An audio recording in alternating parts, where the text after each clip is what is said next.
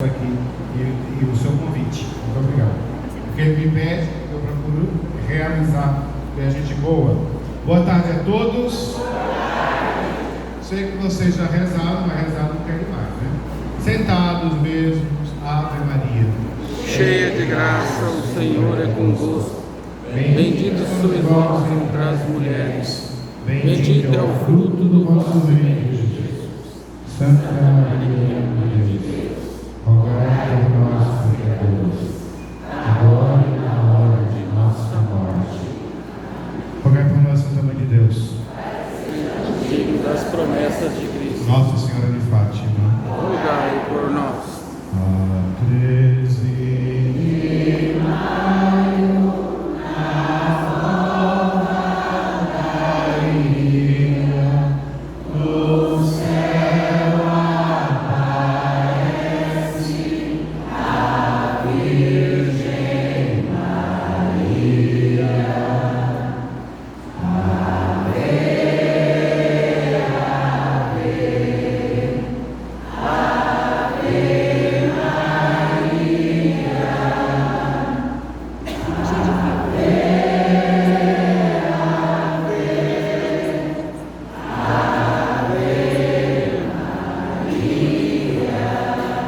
Do Pai, do Filho e do Espírito Santo. Amém. Muito bem.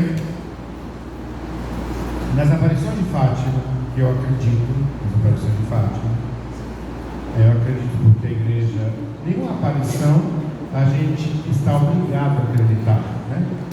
Porque são revelações particulares. Mas as aparições de Fátima não deixam dúvidas para nós. Eu acredito nas aparições de Fátima. Vocês lá no fundo estão me ouvindo bem? Levante a mão. Não, eu estou com a sensação de que vocês não estão me ouvindo no final. Eu estou achando baixo também. Não sei. Então, uma pessoa do som. O som da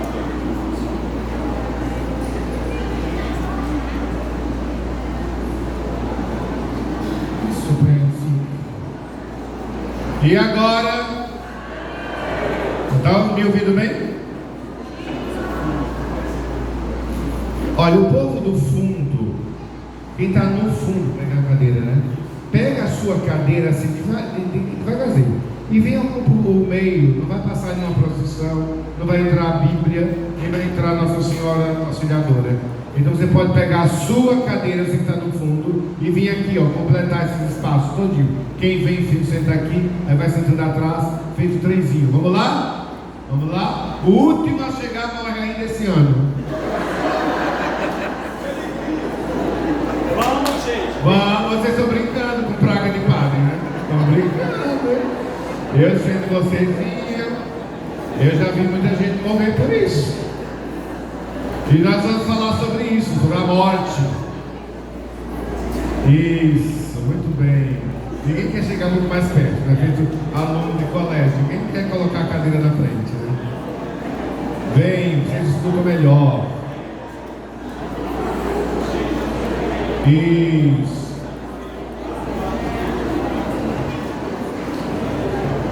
Olha que lindo. Ninguém quer vir aqui na frente, viu? Tem lugar, gente, aqui na frente, olha o espaço. Você está atrás, não. Muito bem, obrigado. Chegando. Lá, lá, lá, lá. Muito bem.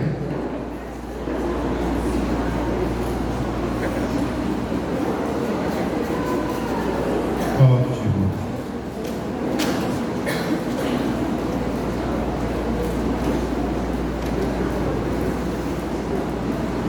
Então, gente, nas aparições de Fátima, bem, agora eu vou falar, se você não estiver me escutando bem, atrás, pegue sua cadeira e vem para frente. Aí já não é comigo. Nas aparições de Fátima, Nossa Senhora diz algo muito interessante. Nossa Senhora diz assim: em Portugal se manterá sempre o dogma da fé. Nossa Senhora faz uma promessa que em Portugal se manterá sempre a verdade da fé. E eu nunca entendi isso muito bem. Por quê? Como é que em Portugal vai se manter sempre o dogma da fé? Se Portugal, como os demais países da Europa, isso é uma desgraça moralmente, né? Portugal, como a Europa, ninguém quer saber de igreja, ninguém quer saber de nada. As igrejas são vazias. Como é que em Portugal se manterá sempre o dogma da fé? Aí eu entendi depois, através de outra pessoa, o seguinte: a mensagem de Fátima, embora que em Portugal esteja um caos, moralmente, espiritualmente, como em todo lugar do mundo, em Portugal existe a mensagem de Fátima.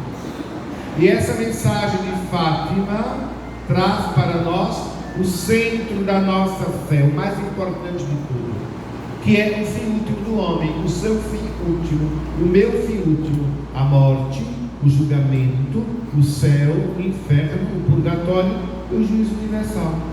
Foi isso que Nossa Senhora veio falar em Fátima, veio nos alertar para esse momento tão importante e definitivo e decisório para nós, que é o momento da nossa morte, o julgamento particular, céu, inferno, purgatório, ressurreição da carne, juízo. Ou seja, o dogma da nossa fé, embora a doutrina da igreja seja ampla, o essencial é justamente a salvação da nossa alma. Para que o homem é criado? Para conhecer a Deus, amá-lo e assim salvar a sua alma. Isso é o que nasce. Então, o centro da nossa fé é justamente isso aqui: a salvação da nossa alma. Tá? É o fim último, que nós chamamos, a teologia chama de novíssimos. Por que novíssimos? As coisas novas que irão acontecer com você, que não aconteceram ainda, mas vai acontecer. Você vai morrer, entendeu? Você não sabe quando, mas você vai. Oi, padre, não fala da morte, falando ou não falando, você vai morrer.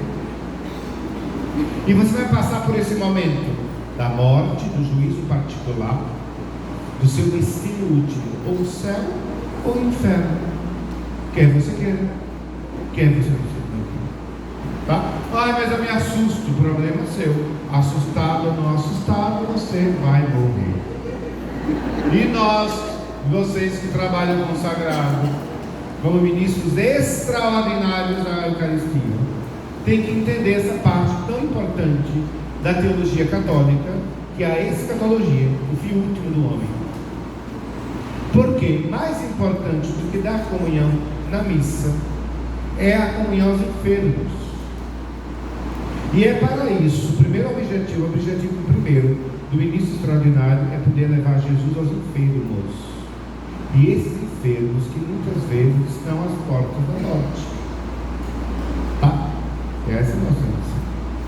Essa é a vida católica. A vida católica é a vida paroquial. Aliás, o padre Gabriel está falando algo interessante. Quem vive a sua paróquia, a sua vida paroquial, não morre sem um sacerdote, não morre sem um padre.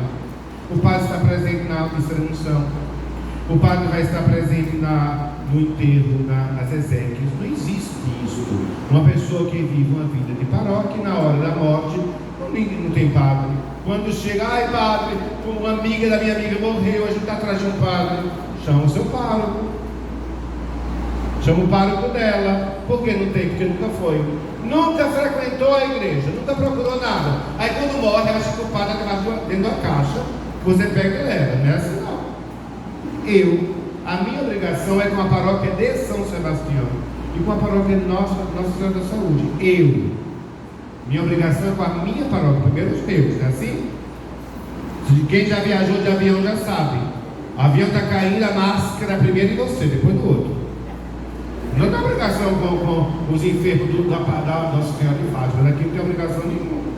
E nem os frades daqui têm obrigação nenhuma com os meus. Eu que tenho obrigação primeiro com eles. Sobrando o tempo, dependendo dele, eu posso atender um enfermo da Fátima, ou um enfermo do Sagrado Coração, mas cada macaco com seu galho. Eu sou pastor para os meus. Isso é vida católica.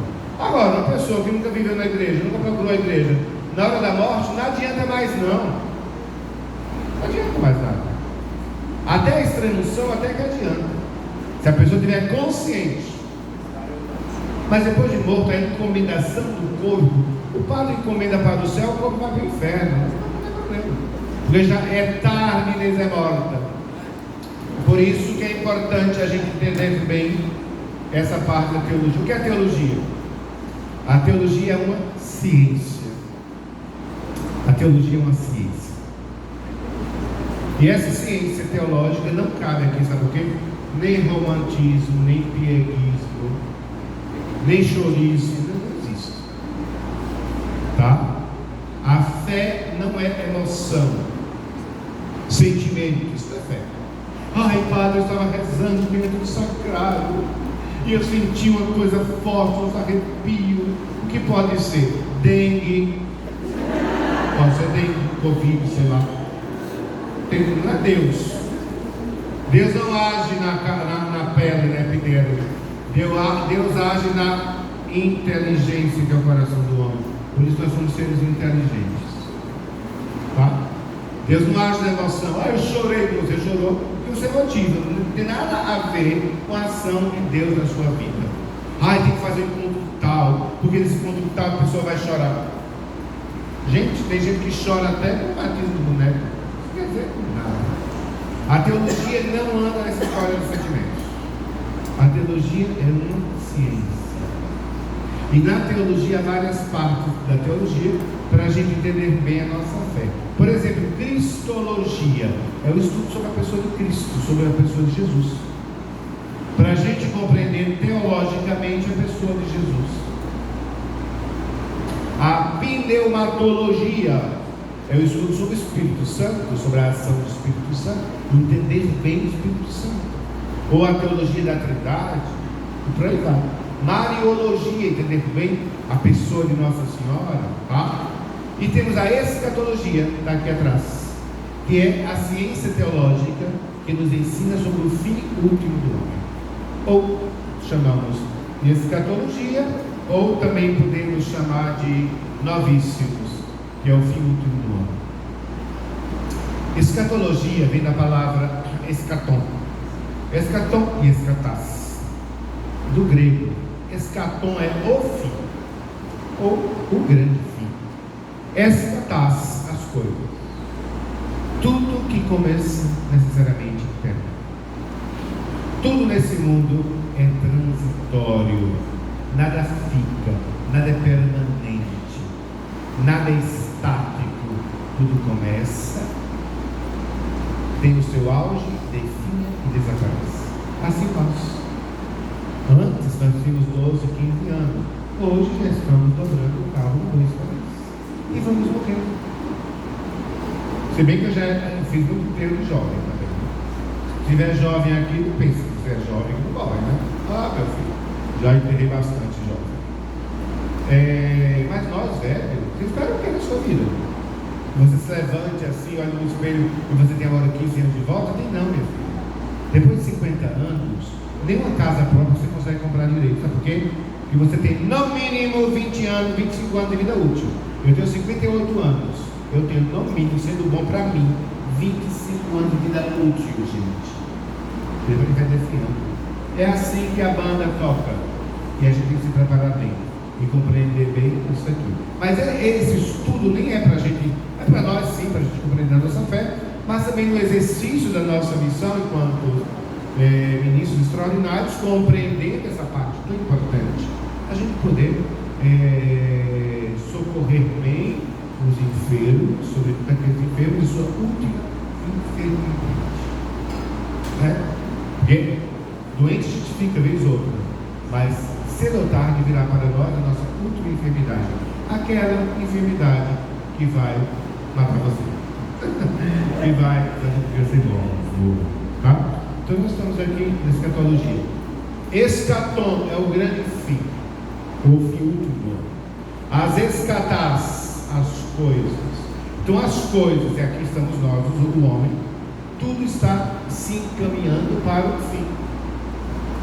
O mundo e a humanidade. Cientificamente já se pode saber quando a vida nesta terra será insuportável. Cientificamente. Chegará lá. Você não será mais vivo. Haverá um momento que o mundo vai deixar de existir. Tudo que começa necessariamente termina. Então, as escatás, elas estão se encaminhando para o grande fim. E quem é esse fim? Quem é esse escatom? O próprio Apocalipse vai dizer para nós: eu sou o princípio e o alfa e o início e o fim. O prólogo do Evangelho de João vai dizer assim: no princípio era o verbo, e o verbo era Deus. E vai. E o verbo se fez carne e habitou entre nós. Então o princípio é o verbo, o princípio é Deus, o princípio é Jesus. Nós temos aqui a teologia da Santíssima Trindade. Quais são as pessoas da Santíssima Trindade? Vamos lá? Pai, Filho e Espírito Santo. Muito bem. Quem veio primeiro na Trindade? Pai. Quem veio depois? Quem veio depois do Pai? Filho. E quem veio depois do Pai e do Filho? Espírito Santo. E onde é que está a fogueira para queimar vocês todos como heresia? O que vocês falaram é uma heresia. Claro que vocês não tinham consciência. Ninguém veio. Na Trindade ninguém vem, porque Deus é eterno. O que significa eterno? Sempre existiu. Então não pode dizer que primeiro veio o Pai. O Pai veio da onde? Se o Pai veio, não estava. Se não estava, não existia. Então o Pai é. O Filho é. O Espírito Santo é. Então na Trindade temos aqui três pessoas distintas: Pai, Filho e Espírito Santo. Distintas. O Pai não é o Filho, o Filho não é o Pai, o Espírito Santo não é o Pai e nem é o Filho. Distintas. Correto? E por que não são três, mas o único eterno Deus? Porque essas pessoas, mesmo sendo distintas, elas são consubstanciais, da mesma substância. Então a substância do Pai é a mesma substância do Filho. A substância do Espírito Santo é a mesma substância do Pai, que é a mesma substância do Filho. Logo, não pode haver três deuses, mas um único e eterno Deus em três pessoas distintas. Aqui tem um monte de gente. Há uma só natureza, a natureza humana. Embora sejamos muitos, a natureza é humana, mas nós não somos não somos a mesma substância. Eu não sou você não é eu. Na Trindade, eles são consubstanciais, as pessoas. Logo, mesmo sendo pessoas distintas, três, na consubstancialidade, temos um único e eterno Deus. Então, o Pai é Deus, o Filho é Deus, o Espírito Santo é Deus. O Pai é eterno, o Filho é eterno, o Espírito Santo é eterno. O Pai é todo-poderoso, o Filho é todo-poderoso, o Espírito Santo é todo-poderoso. Então na Trindade não há quem tem mais poder. Quem tem mais poder na Trindade? O Pai? Não. O Pai é todo-poderoso, o Filho é todo-poderoso, o Espírito Santo é todo-poderoso. Uma coisa muito importante: quando a gente vai estudar a Santíssima Trindade, vou estudar a Trindade, não venha com a pessoa de Jesus. Jesus vai acontecer quando o Filho se encarna. E ao se encarnar, se tornar homem, vai receber um nome aqui. Qual é o nome que o Filho recebe? Jesus. Que é o nome comum, como Manuel, como José. Quando eu estudo a Trindade, não há Jesus. Há o Pai, há o Filho. Esse Filho vai se encarnar e depois receberá o nome de Jesus aqui na terra. Mas ali na Trindade temos o Pai, o Filho e o Espírito Santo. Compreendido? Sim? Então, agora, para compreender a Trindade Santa, porque é o dogma central da nossa fé, o centro da nossa fé é a Santíssima Trindade. Tanto que tudo que a gente faz, a gente invoca a Santíssima Trindade. É necessário entender da onde vêm essas pessoas. Padre, o senhor acabou de dizer que essas pessoas são eternas. Co-eternas. O único eterno Deus. Se são eternas as pessoas, elas não vêm. Elas são, elas é perfeito, está correto. Só que para entender a Trindade, você tem que entender uma pessoa em relação à outra. Como eu posso entender o Pai em relação ao Filho e ao Espírito Santo? Como eu posso entender o Filho em relação ao Pai e ao Espírito Santo? Como eu posso entender o Espírito Santo em relação ao Pai e em relação ao Filho? Então, para você relacionar essas pessoas e compreender, você tem que entender a origem das pessoas, mesmo sabendo que essas pessoas não têm origem, porque são eternas. Ser eterno significa não ter origem. Quem é eterno existe, é. Por isso Deus vai dizer a Moisés: eu sou. Ninguém aqui pode dizer eu sou. Você não é.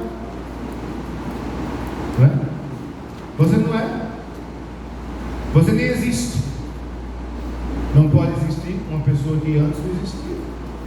100 anos atrás você não existia, mas você existe. E daqui a 100 anos você não vai existir mais. Não só Deus existe. Então como é que a gente entende isso, a origem das pessoas? Em relação a outra pessoa. A origem do Pai em relação às demais pessoas, em relação à pessoa do Filho e do Espírito Santo. É a origem sem origem. O Pai na Trindade é a origem sem origem. O Filho, qual é a origem do Filho? Só pode ser o Pai. Então a origem do Filho é o Pai. A origem do Pai é a origem sem origem. A origem do Filho é o Pai. E a origem do Espírito Santo? A origem do Espírito Santo é o Pai e o Filho. Por isso que Jesus vai dizer antes da ascensão ao céu: se eu não voltar ao Pai, ele não virá. Ele tem o Espírito Santo. Porque quem envia o Espírito Santo sobre nós é o Pai e o Filho. O Pai e o Filho enviam o Espírito Santo. Creio no Espírito Santo, o Senhor que dá a vida, que procede do Pai e do Filho, e com o Pai e o Filho é adorado e glorificado. Então a procedência do Espírito Santo é o Pai e o Filho. Então Jesus teve que voltar ao Pai, para com o Pai, unido ao Pai, enviar o Espírito Santo. Tá? Então a origem do Pai é a origem sem origem, a origem do Filho é o Pai, a origem do Espírito Santo é o Pai e o Filho. Gente, isso é muito importante. Sabe por quê? Porque o céu é a vida na Santíssima Trindade. O céu, o que é o céu? Não é aquele campo verde que você passou para lá e para cá. O céu é a contemplação eterna do mistério maravilhoso da Santíssima Trindade. Tá. A origem sem origem. Agora, como é a origem do Filho? Como se dá essa origem do Filho? A origem do Filho é o Pai. Mas como é essa origem do Filho e do Pai? A origem do Filho em relação ao Pai é por geração. O Pai gera o Filho, porque ele é Pai. O Pai gera o Filho é gerado pelo Pai. Qual é a origem do Espírito Santo? O Espírito Santo não pode ser gerado, isso não é Filho. Na Trindade só existe o Filho, que é o Filho. Tanto que Jesus é o Filho unigênito do Pai, Filho único. O Espírito Santo não pode ser Filho. Como é essa origem do Espírito Santo? Eu sei que a origem é o Pai e o Filho, mas como é essa origem? Por expiração. Então, o Espírito Santo é o amor pessoal entre a pessoa do Pai e do Filho, entre a pessoa do Filho e do Pai. Esse amor não é sentimento, é uma pessoa. Então, o Espírito Santo é o amor. Como o Pai ama o Filho e o Espírito Santo. Como o Filho ama o Pai, o Filho ama o Pai e o Espírito Santo. Então, a Santíssima Trindade é essa movimentação estrondosa de amor entre as pessoas, entre a pessoa do Pai e do Filho, entre a pessoa do Filho e do Pai, na ação, no amor, que pessoal, Espírito Santo. Então, o Espírito Santo é essa expansão de amor entre a pessoa do Pai e do Filho, entre a pessoa do Filho e do Pai. Ok? Então, o Espírito Santo é o amor. A ação do Espírito Santo é amor. O Pai ama. Como é que o Pai ama? O ato de amar, esse amor, não é sentimento, é a terceira pessoa. Como é que o Filho ama o Pai? Na terceira pessoa, que é o Espírito Santo, que é amor. Então, na Trindade, o Pai ama o Filho é amado imensamente pelo Pai. Quem o Pai ama? O Pai ama o Filho. Quem o Filho ama? O Filho ama o Pai. O Espírito Santo é o amor entre o Pai e o Filho entre o filho e o pai. Gente, isso é muito importante para a gente entender o resto. Eu falei na outra, e preste bem atenção, tá? Que eu vou falar agora. Eu estou falando em teologia, estou falando em romance, coisa. Para depois não dizer que eu não disse o que você achou que eu disse, né? Teve um congresso na minha cidade em 1943, primeiro congresso eucarístico, e o bispo convocou todo mundo para o congresso. Aí os protestantes ficaram com raiva, e naquela época eram inimigos, católicos e protestantes. Então os protestantes começaram uma musiquinha na cidade que dizia assim: o bispo disse que quem não fosse para o congresso virava bicho do rabo grosso. Aí o outro dizia: quem foi que disse? Dom Mário disse que quem não fosse para o congresso. Então, cuidado aí, mas o padre Marcelo disse. Cuidado para não dizer que eu disse que eu não disse. Não vai virar bicho do rabo grosso. O amor é Deus. Deus é amor. De São João. Tá? Deus Pai ama Deus Filho. Deus Filho ama Deus Pai. Ponto. A movimentação na Santíssima Trindade é essa movimentação de amor. O Pai que ama o Filho que ama o Pai. Ponto. O Espírito Santo é o amor. Aí nós podemos fazer uma pergunta que São Tomás faz e que é muito importante a gente entender para a gente se colocar no nosso lugar. São Tomás pergunta: quem Deus ama? Quem Deus ama?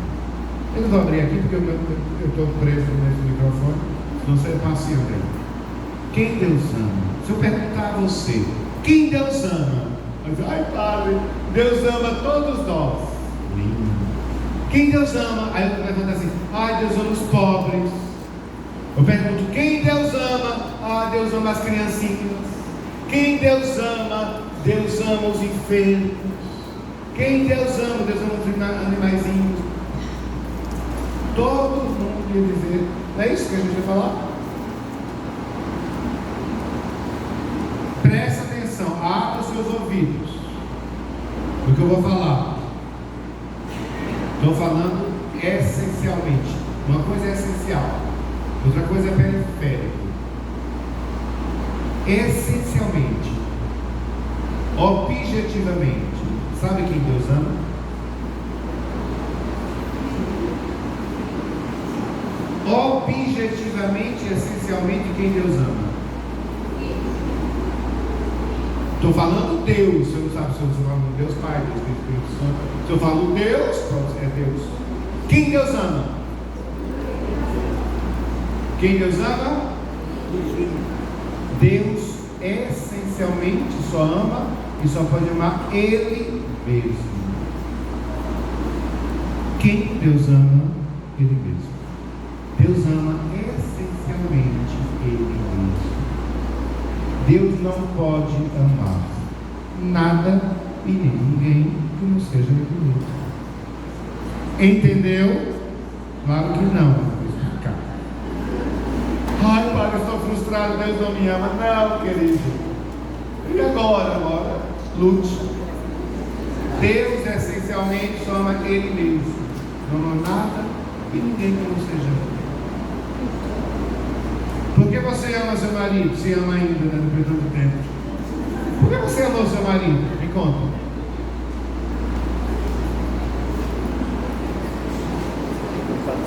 Tão fácil. Ô senhora jovem, você é casada? De óculos, falando para mim. Você tem. Não é? Você é casada? Não. Os mais jovens ainda estão no amor assim, né? Mas eu tenho até medo de perguntar. Você ama seu marido? Né? Você, moça jovem, é casada? Sim, você. Não? Gente. Vocês são casados? Ah, minha filha, então me conta. Por que você ama o seu marido? Fala alto. Por que é que você ama o seu marido? Sim.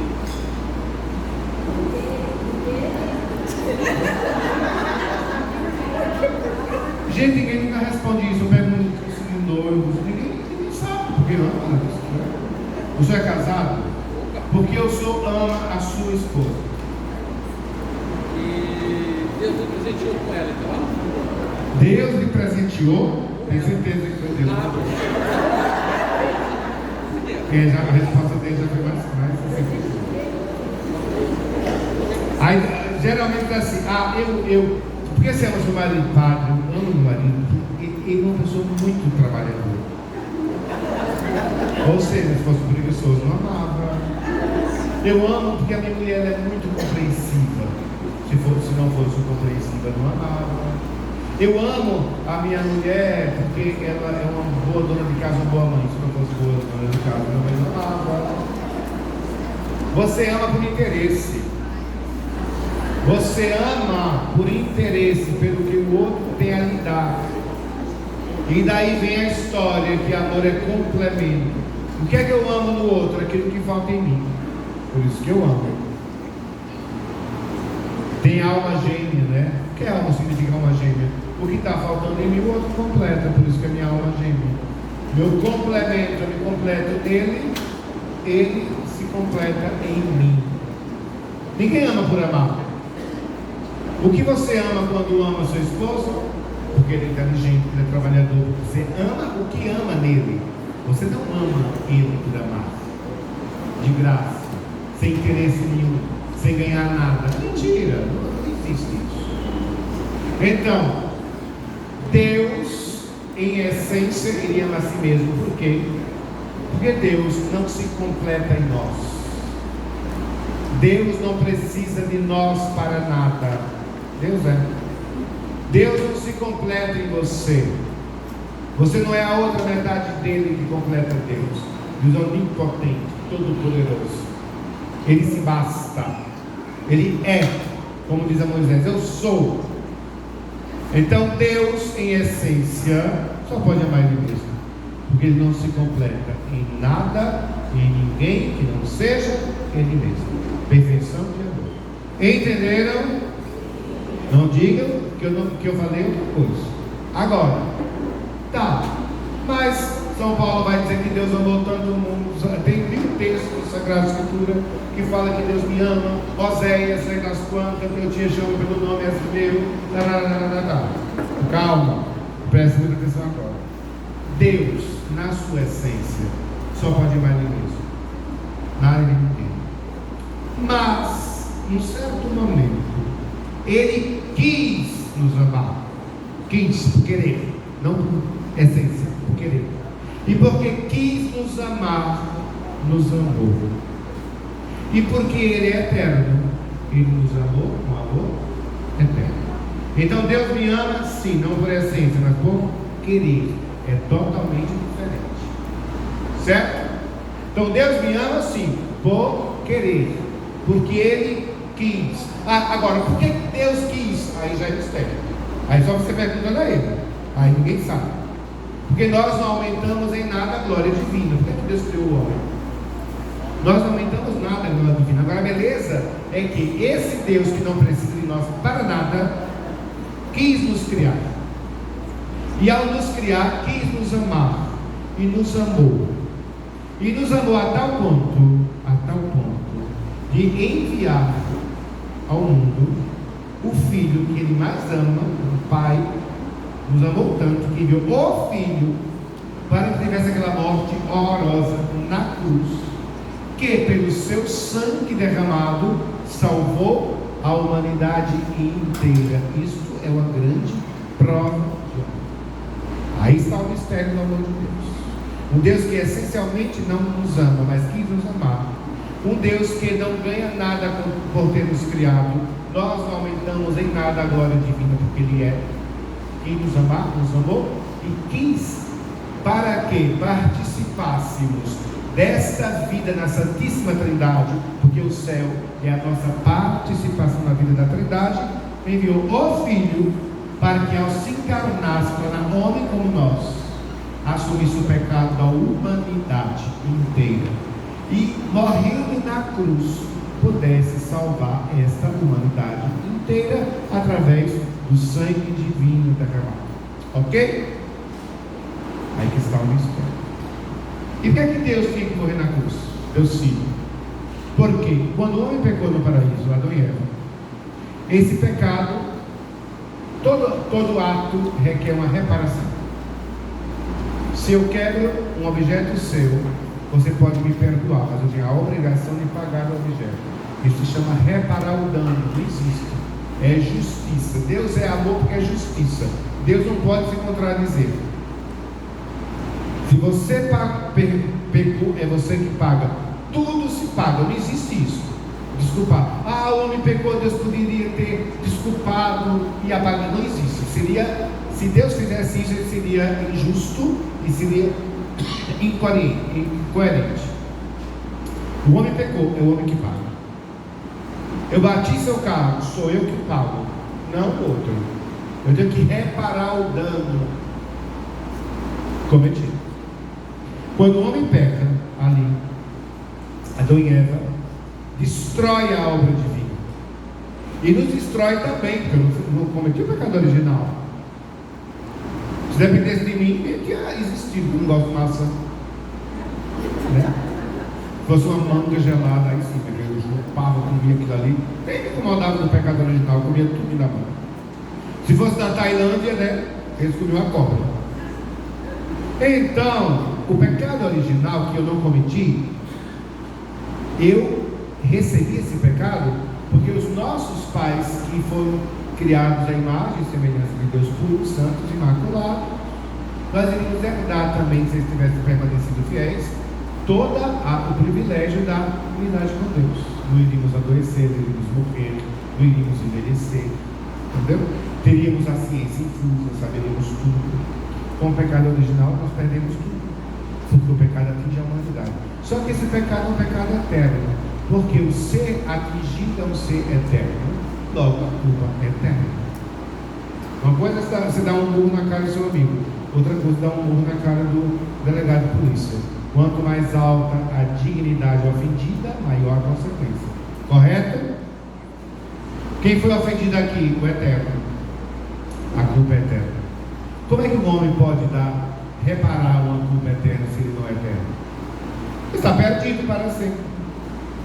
Por isso que todos que nascem com o pecado original, nascem escravos do demônio, nascem na desgraça, que é a ausência da graça. Ai, pai, você está querendo dizer que meu netinho que nasceu ontem, tão lindinho, tão fofinho, ele está na desgraça? Está, querida, desgraçado, como todos nós. Desgraçado significa ausência da graça. Batiza logo o moleque para ele ficar cheio de graça. Simples. Isso atingiu a humanidade inteira. Então o homem não tem mais como se reabilitar com Deus, porque essa culpa é eterna, e ele não é eterno. Ele tem que ser eterno para pagar uma culpa eterna. Só repara algo eterno quem é eterno. Concorda comigo? É verdade. O que é que Deus faz? Por amor, Deus não deixa o homem na desgraça, mas envia o Filho. Porque se o Filho se tornar homem, não é injustiça. Não é Deus bajulando o homem. Se o Filho de Deus se torna homem como nós, sendo humano, ele pode assumir a culpa humana. Nada perdendo de Deus, porque ele não pode perder nada de Deus, porque é Deus. Se ele reparar essa culpa, esse ato reparatório é um ato eterno, porque ele é eterno. Então assume a nossa natureza, aquele que é eterno, para reparar a culpa eterna. Então Jesus tinha mesmo que passar pela paixão, derramar seu sangue na cruz e salvar assim a alma. Então nós fomos salvos graças ao sangue de Jesus. Então a teologia católica não se finca na ressurreição de Jesus, tá? A teologia católica se fica na paixão e na morte de Jesus. O grande mistério da nossa fé não é a ressurreição, gente. Deus é vivo, um Deus que é morto que serve. Então aquela musiquinha que diz: porque ele vive, eu posso crer no amanhã. Abandona isso. Isso é uma heresia vicária dos protestantes.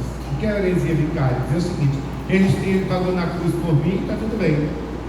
Não é porque ele vive que eu posso crer na manhã, é porque ele morreu, é porque ele sofreu. Porque antes da paixão de Jesus, ele era vivo e eu estava lascado do mesmo jeito, porque Jesus morreu na cruz e derramou seu sangue.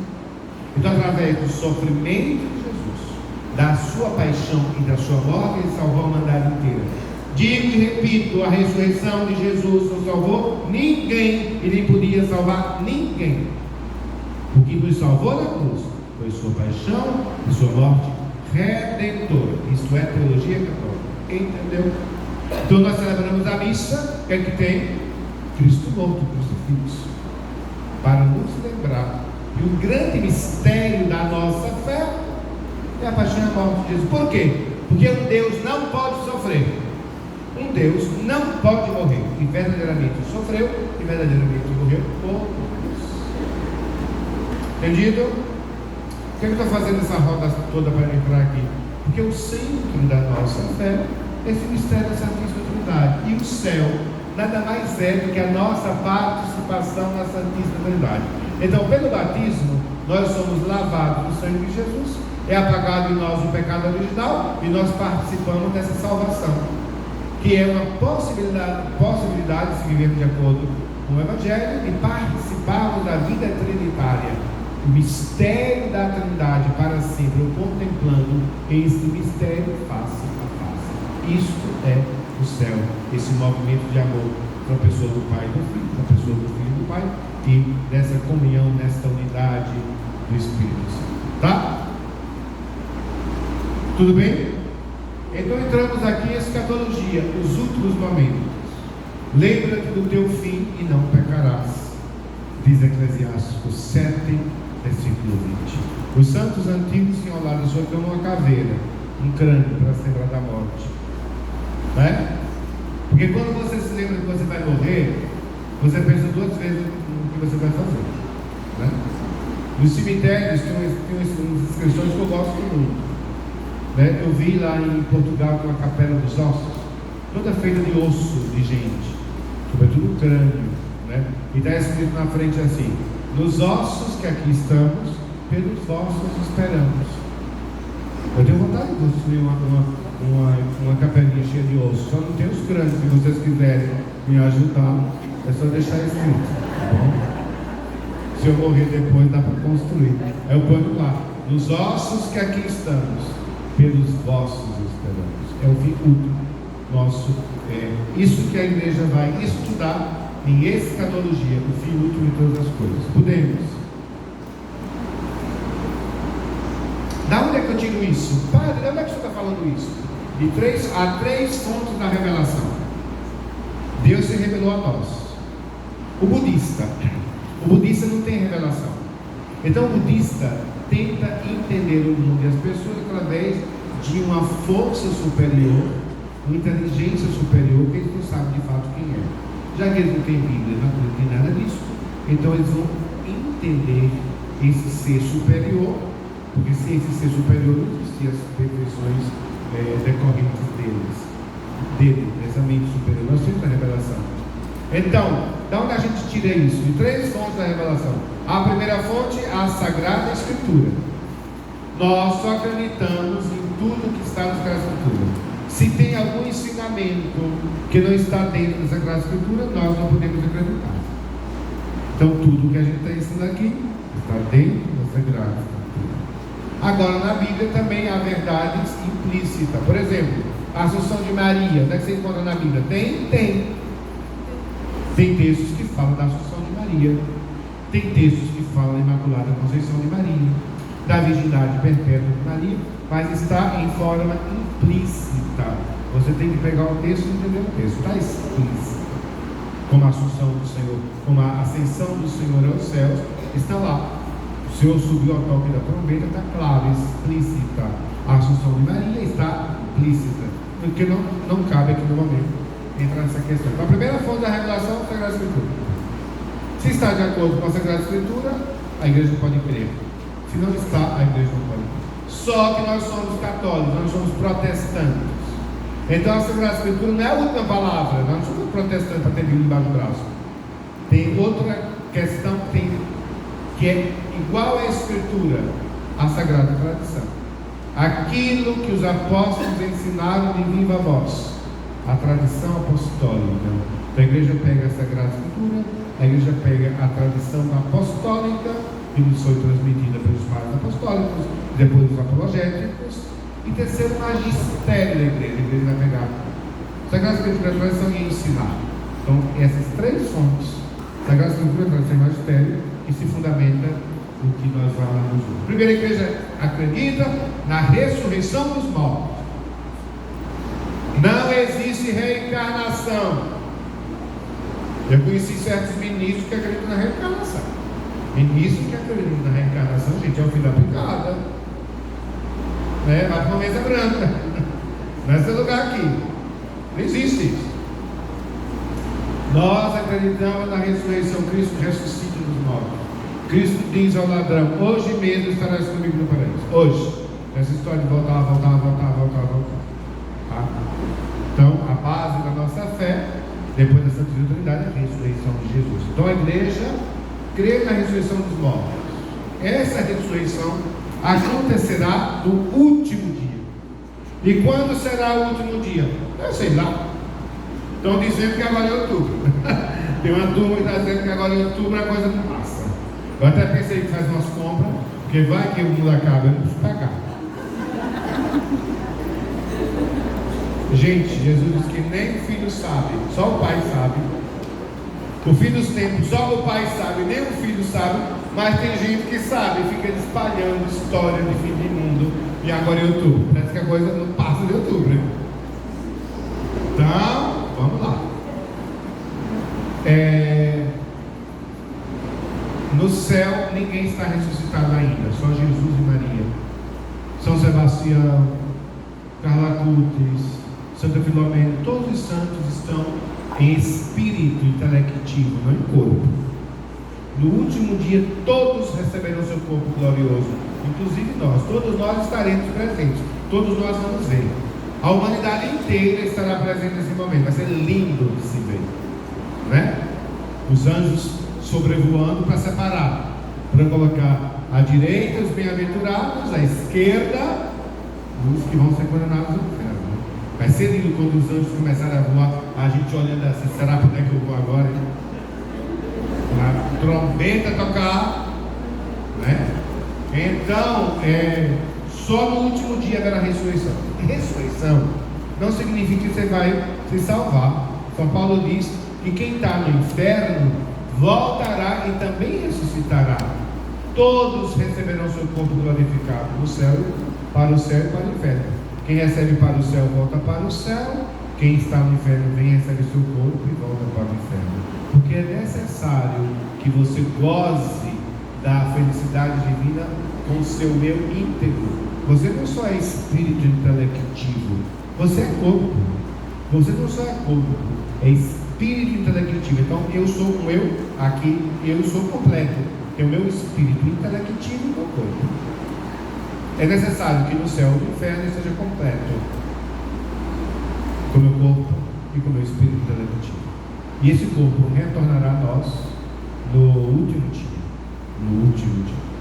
Para as pessoas que foram cremadas, gente, essa é uma confusão, não sei o que vai acontecer. Vai vir, né? Deus é poderoso, e mesmo que fique cremado, não sei como é que vai ser esse negócio, mas você vai receber seu corpo glorioso. Talvez torradinho, mas tudo bem.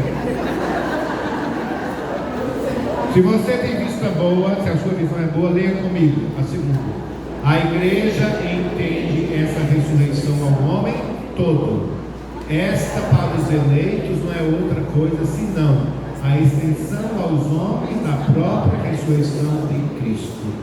A igreja afirma a sobrevivência, a subsistência depois da morte de um elemento espiritual dotado de consciência e de vontade, de tal modo que o ser humano subsista, ainda que sem o corpo, a alma. Então é o seguinte: na hora da morte, eu acredito que todos vocês estão inteiros, corpo físico e alma intelectiva.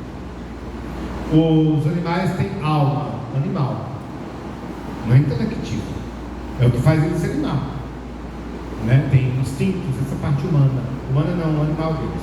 Nós temos nosso corpo físico, nós temos uma alma animal. Isso aqui é porque eu tenho uma alma animal que está no meu corpo, e tem uma alma intelectiva. Com a morte morre o corpo e aquilo que anima eu. Mas o meu eu sou inteligência. Então esse eu, que sou eu, inteligente, intelectivo, eu consigo existir sem meu corpo. Então no momento da morte haverá separação do meu corpo, de mim, de eu, não é errado em português, mas eu vou falar assim, eu saio do meu corpo, mas eu continuo percebendo, existindo, porque eu sou inteligência, e meu corpo definha, por causa da doença, etc., e vai para a terra. O meu corpo está separado de mim, mas eu, no último dia, esse corpo se unirá a este eu intelectivo que sou eu mesmo, que a partir da morte estarei incompleto para me completar na ressurreição da carne. Entenderam? É isso que vai acontecer. Se você não entendeu, presta atenção na hora da sua morte, porque é isso que vai acontecer com você. Você vai se separar do seu corpo. Tá. Ai, padre, eu queria morrer dormindo. Fulana morreu, mas morreu feito um anjo, não sentiu nada. Mentira. Todos sentem uma dor devassaladora na hora da morte, na saída da alma do corpo. É o momento de uma dor profundíssima, inenarrável. Ela não está expressando ali, mas não vem dizer que ela saiu do corpo. Momento sério, importantíssimo. Ninguém morre dormindo, morre bem acordada. Só que quem está bem é que acha que você está dormindo. Não existe isso. A separação é algo grave e terrivelmente doloroso, segundo os santos. Tá? Então, no momento da sua morte, há essa separação, mas você continua a existir. E no momento da morte, você, como uma seta que é lançada, você é lançado imediatamente para a presença divina, para o julgamento particular. Esse julgamento particular, ele é definitivo, o céu ou o inferno ali. Então a pessoa está morrendo, sabe, ali está acontecendo o julgamento. Por isso a gente tem que ajudar a pessoa a morrer, rezar, pedir a misericórdia de Deus, tá? Porque aquele momento é definitivo. Aí, padre, reza a missa para minha avó. Minha filha, as intenções da missa já estão cheias. Aqui na minha paróquia são 5 intenções apenas. Ai, mas faz quanto tempo sua avó morreu? 32 anos. Então ela pode esperar, já está 32 anos na eternidade, põe a intenção na outra missa. Gente, quando você morrer, no momento de sua morte, ali, no seu julgamento, você vai imediatamente para a presença de Deus. Mas você não vai ver Deus. Ver Deus é o céu. Você estará na presença dele sem vê-lo. Naquele momento, o anjo, sobre quem estudar quem for, alguém vai fazer isso, vai recolher todas as suas boas obras. Tem. Coloca na bandeja, na balança, e vai ser recolhida todas as orações e missas que mandarem rezar por você em todo o tempo, que vai ser colocada lá. Se for suficiente, mais que suficiente, você entra no céu. Se é insuficiente, vai para o purgatório. E se não é suficiente, o inferno. Então, sendo assim, não havendo tempo em Deus, você pode hoje mandar rezar uma missa para o seu trisavô que morreu há 150 anos atrás. E esta missa ele recebeu no momento da morte dele. Significa que você pode salvar o seu avô do inferno mandando hoje celebrar várias missas. Porque quem sabe que por essas várias missas que ele já recebeu 150 anos atrás, na hora da morte, ele não tenha ido para o inferno por sua causa. Vocês entenderam, né? Então, o rezar pelas almas em purgatório é muito importante, porque a oração, mesmo que a pessoa já tenha morrido há muitos anos, ela já recebeu lá no momento da morte. Em Deus não há tempo. Então, quanto mais você manda rezar missa por pessoas que morreram, mais elas já receberam no momento da morte dela, mesmo que tenha 500 anos atrás, e você pode estar aqui no tempo sendo penhor de salvação para aquela alma que precisava tanto de missas para não ser condenada ao inferno. Por exemplo, eu sempre rezo a coroa gregoriana. Coroa gregoriana, inventada pelo Papa Gregório, são 30 missas por uma só alma. Alma do sujeito. Não posso rezar nas missas normais, porque as missas ele tem outras intenções. Tem que ser só por essa pessoa. 30 missas. Cada dia uma missa para essa pessoa. Eu tenho certeza, humana, que uma pessoa que recebe uma coroa gregoriana, se ia para o inferno, não vai. Pode ficar o resto da vida no purgatório, se queimando, mas está salvo.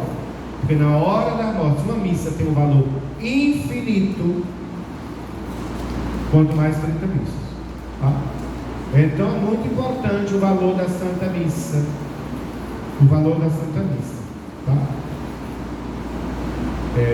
Isso é muito importante para a gente entender. Tá? Tudo bem aí? Ok?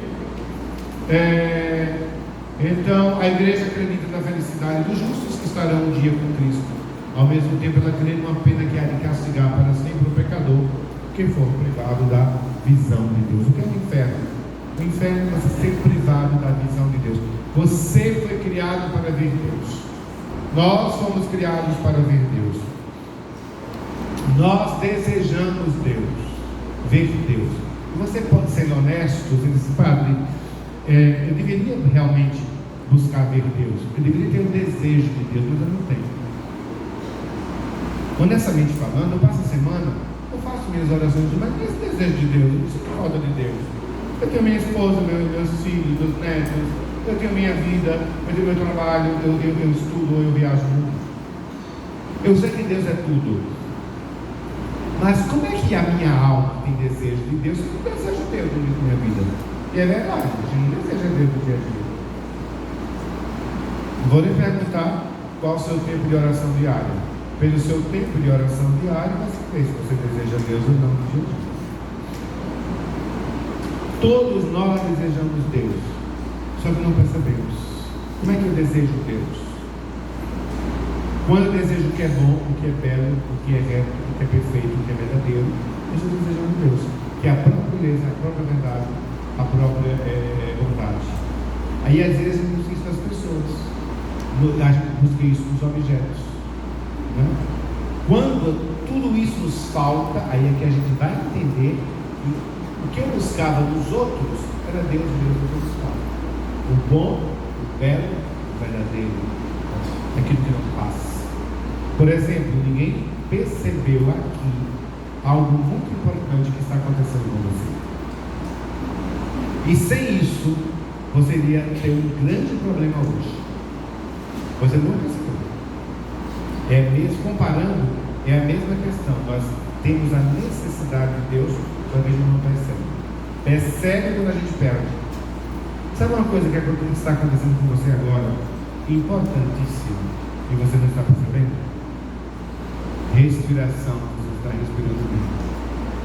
Se você tivesse com 3% do Covid tomando o seu pulmão, você via o que é respirar. Né? Mas para nós é natural, assim é Deus. Quando falta, aí a gente sente. Tudo que nós desejamos Deus, né? O inferno é a ausência completa de Deus por nossa culpa. As fontes da revelação, já falei para vocês, podemos ir à frente. O céu. Aqui são os textos da Sagrada Escritura. Tá? Eu não vou entrar nesses textos, a gente não termina nunca, gente. Então, só para você acreditar, acredita que está aí. Uma vez eu pegar um versículo desse, não tem nada daquilo. Meu Deus, eu pus errado. Tem um desses aí que não confere. Mas o céu está na Sagrada Escritura. Jesus vai falar muito sobre o céu, sobre o reino de Deus, né? Sobre o céu, sobre o banquete, sobretudo no Evangelho de João, trata o reino de Deus como um banquete. Não acredite, vai tirando print, que vai.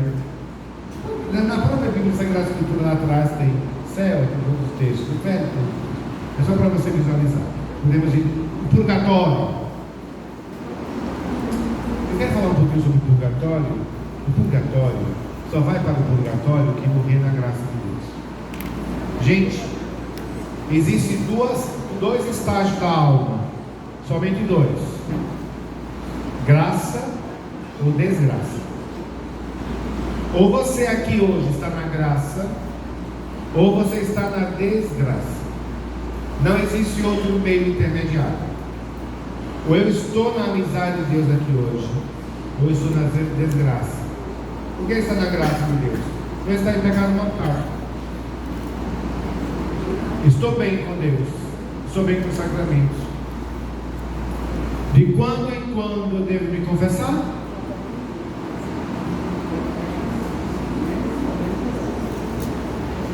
Fale bem alto, grite. De quando em quando eu devo me confessar? No máximo de 15 dias.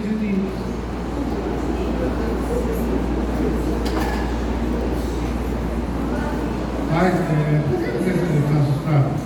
De quando em quando você toma banho? Você toma banho de 15 dias? Credo, Deus me livre. Uma pessoa limpinha, ela toma 3 banhos por dia em Campo Grande. Toma de manhã, porque você passou a noite suada, aquela cara toda grudada, né, aquele negócio no olho. Toma meio-dia, antes de voltar para o trabalho, porque você suou, que só durante o trabalho. E toma à noite antes de dormir, né, porque ninguém merece aquele colchão maravilhoso, aquela fronha, você todo suado, quente. Tudo bem, não dá para tomar meio-dia, mas sagrado de meio-dia. A alma, ela se suja muito mais que o corpo. A alma se suja muito mais. Então, de quando em quando temos que conversar, no máximo de 15 dias, ou quando a gente cair em pecado mortal, pecado mortal. Então, ou você está na graça santificante, ou você está na desgraça. Só cai no purgatório as almas que morreram na graça santificante. Sem pecado grave, sem pecado mortal. As pessoas que morreram em pecado mortal, elas morreram na desgraça. Elas vão para o inferno diretamente. Porque morreram em pecado mortal. Tá? Daqui a pouco eu vou falar o que é pecado mortal, o que não é pecado mortal. O inferno. Gente, o inferno é para sempre. Ninguém sai do inferno. Caiu lá, tchau. Nunca mais. Do inferno ninguém volta, é definitivo. Céu e inferno é definitivo. O purgatório é intermediário. A alma que cai no purgatório não é no inferno, já está salva. As almas do purgatório estão salvas. Elas estão se purificando. E elas estão se purificando de quê? Veja. Eu cometi muitos erros graves, muitos pecados, e sou arrependido. Vou me confessar. Na confissão contra os meus pecados, não os pecados dos outros, mas os meus, objetivamente, o Padre me dá a penitência e me absolve. Eu estou livre do inferno. Se realmente a minha confissão foi válida, se eu estou arrependido de fato, e se eu estou com firme propósito de não voltar mais a pecar, então a minha confissão foi válida, ou seja, eu estou livre do inferno, morrendo não irei para o inferno. Ok? Ótimo. Só que tem um probleminha. A confissão não apaga a mancha que o pecado deixou na sua alma. É o que nós chamamos as penas temporais do pecado. Cada pecado, cada mancha. Entendeu? Na alma. Isso significa que há manchas e manchas. Uma coisa é mancha de poeira na sua blusa branca. Outra coisa é mancha de caju ou mancha de café. Você sabe na de casa como é difícil ter a mancha, né? Então, o que significa? Se você na sua vida não procurou retirar da sua alma as manchas que o pecado ficou, que a confissão não tira, você vai no purgatório retirá-las lá. Sabe qual é o problema do purgatório? É que lá tudo é eterno, é um eterno presente. E lá só tem um meio de você tirar essas manchas: o fogo. O fogo no purgatório não é material, mas ele é real. Ele queima. São Tomás de Aquino ensina que o menor sofrimento no purgatório equivale ao maior sofrimento já visto nesse mundo. Qual foi o maior sofrimento já visto nesse mundo? De Jesus na cruz. Então, para você tirar a sua menor mancha lá no purgatório, o sofrimento que você passará será igual ao maior sofrimento já acontecido nesse mundo. Estou falando da mancha menor, quanto mais as manchas maiores. Então, essa história de você dizer, eu já estou no pecado, já fico? Não fico, não, porque cada pecado, cada mancha, cada pecado. Não é que uma mancha só para tudo, cada pecado, cada mancha. Posso tirar essas manchas ainda nesse mundo vivo? Pode. Depois eu vou dizer como. Mas se você cair no purgatório, você morreu em estado de graça, mas as manchas estão. Gente, Deus é pureza, perfeição. Deus não admite nada nele que não seja perfeito e puro. A mínima mancha lhe impede de entrar no céu. Mínima significa aquela mancha que você nem consegue ver a olho. Mas se tiver mancha, você não vê. Seja perfeito para o seu povo. Ai, padre, agora o que é que eu vou fazer? Dê seus pulos, né? Cada um dê seus pulos. E cuide, porque a eternidade não é brincadeira. O quê? Isso, há muito tempo já ou só agora? Há muito tempo? Ô, minha gente, pode fazer barulho, isso, gostei. Como é seu nome, minha filha de verde? Eudete, obrigado, viu, minha filha? Isso, levante de novo se não escutar. Importante vocês escutarem. O problema é que eu estou preso aqui, ó. Se eu for para cá, eu derrubo a caixa. Se eu for para cá, eu não me escuto. Então, isso mesmo. O pecado mortal, a mancha do pecado fica na alma. Então, ficando essa mancha de pecado na alma, você tem que tirar essas manchas e você ficar vivo. Porque no purgatório é um eterno presente. E lá você será purificado no fogo. E esse fogo, ele não é material, porque lá não existe matéria, mas ele é real. Tá? Aqui no inferno, acima da frente, tá? A morte. Quando estiver na hora do intervalo aqui, já está? A morte. Todos nós morreremos. Como? Não sabemos. Mas chegará um momento em que a nossa alma sairá do nosso corpo. Tá? Então, na hora da morte, nós estaremos com tudo definido. Tá? O homem em estado definitivo e imutável. Sabe qual é o grande problema? Por exemplo, no tempo, você pode mudar. Você pode ser melhor, ou você pode ser pior. Aqui no tempo. Porque o tempo é formado de instantes, de momentos. E isso ajuda você ir melhorando, ou você ir piorando. Ninguém se converte de uma vez. A gente vai mudando. Então o tempo tem algo muito importante para nós: mutabilidade de ser, mutabilidade de agir. Você muda o seu jeito de ser e você muda o seu jeito de agir.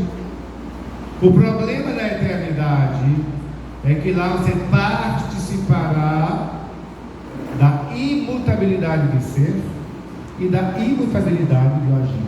Na eternidade ninguém muda mais. Na eternidade ninguém melhora mais. Então, ao sair daqui, você estará para sempre na eternidade como você saiu. Para sempre. Se você sair longe de Deus você ficará para sempre. Então o momento da morte é o momento que vai definir toda a sua vida. Tá? Até a morte, a natureza humana se acha completa, corpo e alma, faculdades, sentidos, inteligência e vontade. A decisão foi tomada em sua natureza completa. Quando eu pequei, eu quis pecar. O pecado passa pelos sentidos, os 5 sentidos. Então eu quis ver, eu quis falar, eu quis tocar. Eu usei os sentidos para pecar. Eu completo, corpo e alma intelectiva. Na hora da morte há a separação. O corpo vai para o túmulo, se decompor, e a alma vai diretamente para o momento, para o seu juízo. Então todos os nossos pecados, os pecados cometidos, nós cometemos quando nós estávamos completos, corpo e alma. E aí a gente vai entender a necessidade da ressurreição, porque depois é necessário que o corpo participe também do destino da alma.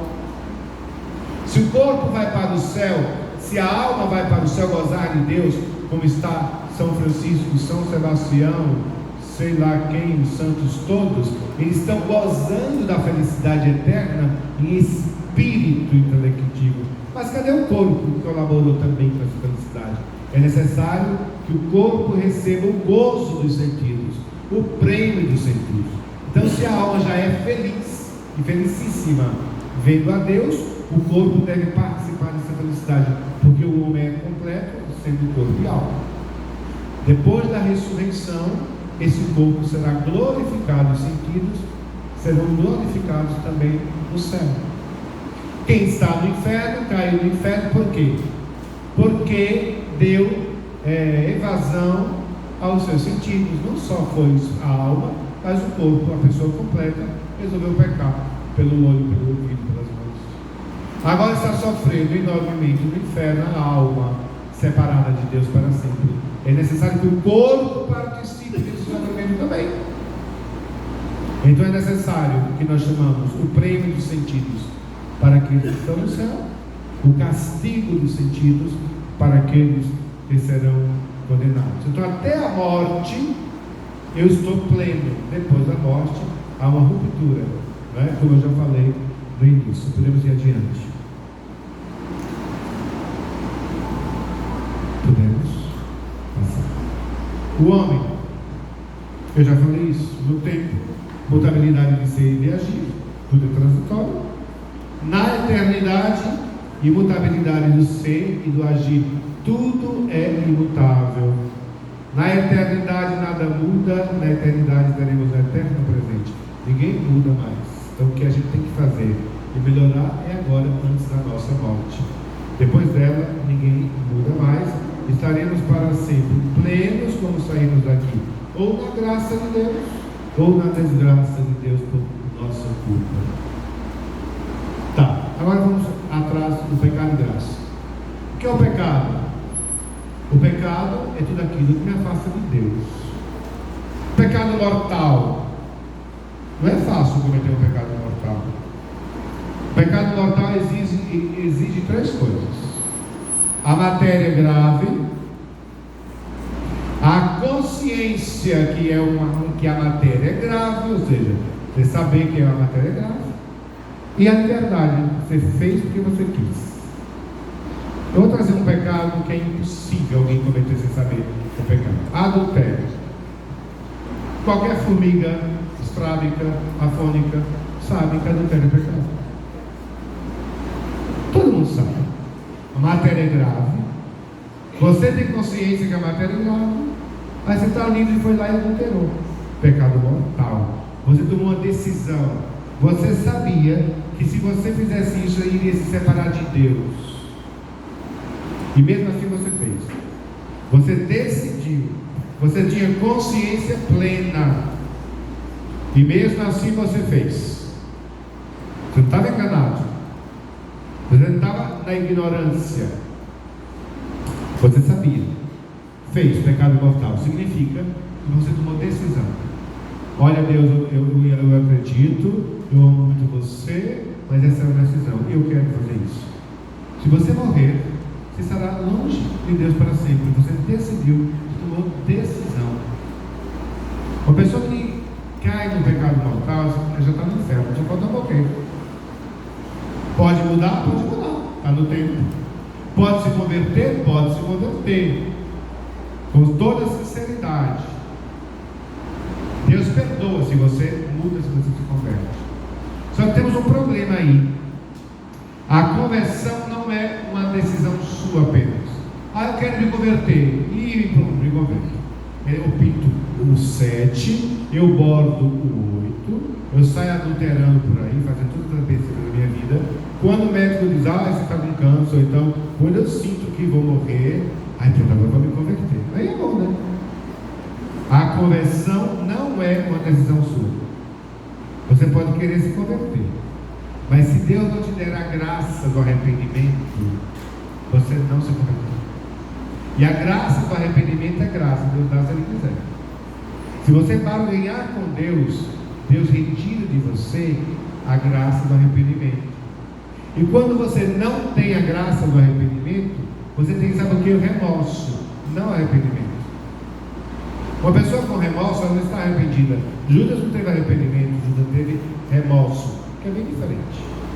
Então muitas pessoas que brincam com a misericórdia de Deus, na hora H, em vez de Deus dar a graça do arrependimento, retira essa graça. E a pessoa fica deriva, porque se a pessoa morrer nesse estado, com certeza será condenada ao inferno.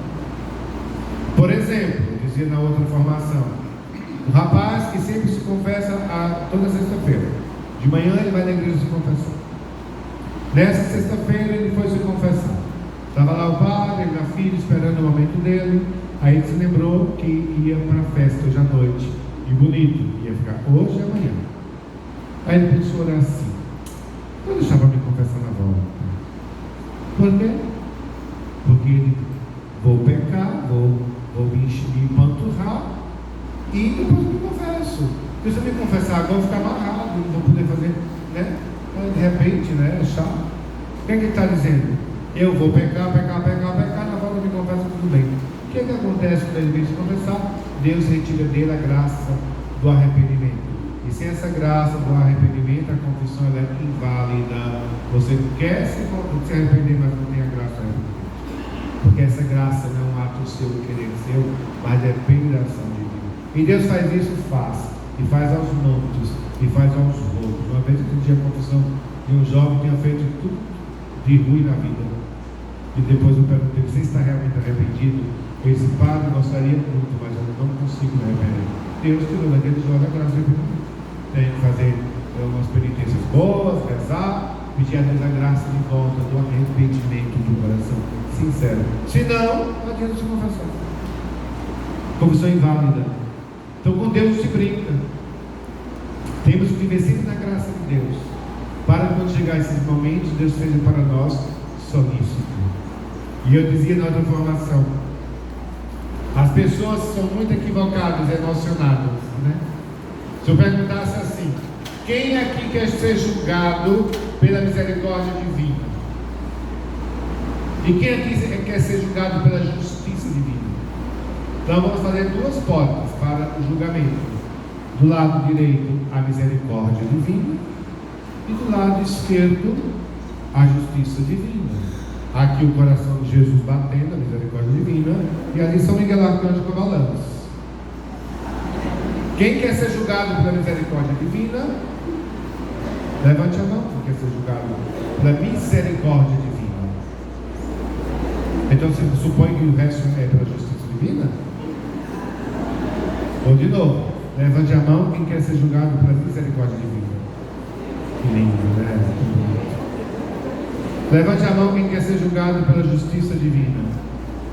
E vocês, se não levantaram a mão para nada, vão ser julgados por quem? Pelo Supremo Tribunal?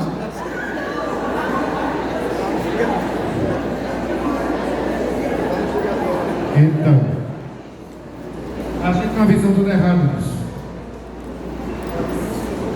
O pior julgamento é ser julgado pela misericórdia divina. Esse é o pior dos julgamentos. A justiça divina ela é matemática. Se você matou, vai pagar. Se não matou, não vai pagar. Simples assim. Se roubou, vai pagar. Se não roubou, não vai pagar. Se adulterou, vai pagar. Se não adulterou, não vai pagar. Isso é justiça divina. Misericórdia não.